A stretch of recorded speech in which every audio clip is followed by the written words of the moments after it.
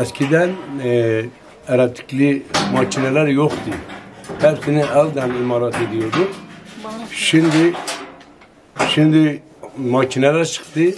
Makineleri şimdi makineden yapıyoruz, imalat ediyoruz. Her türlü soba, kışlık soba, ızgaralı, ızgarasız, fırınlı, fırınsız, yuvarlak, hepsini imalat ediyoruz. Banyo sobaları, eskiden ama banyo sobası olmazsa olmazdı mesela.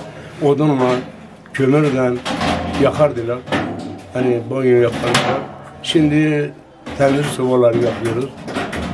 Ekmek sobaları yapıyoruz, imalat ediyoruz. Semalar imalat ediyoruz. Her türlü imalat yapıyoruz. Ve mesleğimizi ileri gitmesi için daha çaba gösteriyoruz. Yanında işçiler hem okudu hem de üniversitede bitiren oldu. Şimdi epey işçi yetiştirdim, ettim. Şimdi de devam ediyorum ara. Kömür sobaları yoktu. Kömür sobaları yoktu, biz kendimiz imalat ediyorduk, yapıyorduk. Kömür sobaları çıktıktan sonra tabii biraz şiş yaptı ama dar geliri, mesela halk alamıyor. Mesela bir turbo soba 7-8 milyar olmuş.